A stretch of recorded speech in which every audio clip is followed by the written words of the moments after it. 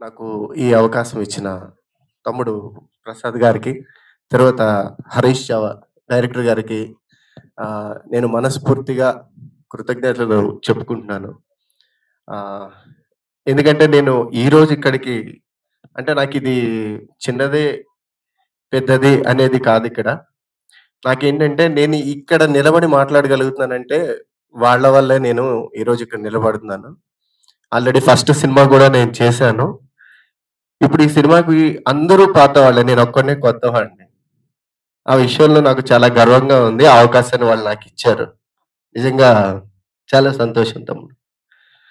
అలాగే మా నాన్నగారు, మా అమ్మగారొచ్చారు. వాళ్ళు ఈ పరిస్థితుల్లో చూసి చాలా హ్యాపీగా ఫీలయ్యారు. ప్రతి తల్లిదండ్రికి పిల్లల్ని ఈ పొజిషన్‌లో చూస్తే కళ్ళమ్మట నీళ్ళొస్తాయి. అలాగే నా తల్లిదండ్రులు గూడా అలా కనిపించాయి ఆ నీళ్ళు. చాలా సంతోషంగా ఉంది. ఆనంద బాష్పాలు పెట్టుకున్నారు వాళ్ళు.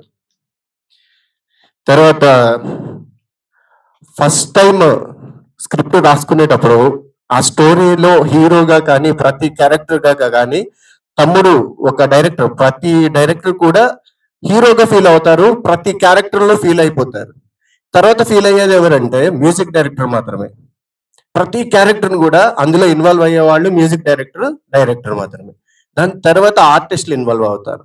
అయితే సెకండ్ టైమ్ అంటే నేను ఇన్వాల్వ్ అయ్యాను. ఏ విధంగా అంటే అతని స్టోరీ చెప్పిన ఆ విజువల్స్ కానీ చాలా అద్భుతంగా ఉంది. స్టోరీ మాత్రం చాలా బావుంది. నాకు చాలా పెద్ద పని. బ్యాక్‌గ్రౌండ్ మ్యూజిక్ చాలా పెద్ద పని ఉంది. అలాగే సాంగ్స్ కూడా మంచిగా అవుతున్నాయి. చాలా సంతోషంగా ఉంది ఈ సినిమాకి వర్క్ చేయడం. నాకు చాలా ఆనందంగా ఉంది. Thank you. ఇక్కడ విచ్చేసిన పెద్దవాళ్ళకి అంటే పేరు పేరున నాకు తెలియదు. కొత్తవాడిని కదా! దయచేసి క్షమించాలి అందరూ. థాంక్ యూ అండి. థాంక్ యూ మమ్మల్ని ఆదరిస్తున్నందుకు, అభిమానిస్తున్నందుకు. Thank you. నమస్కారం.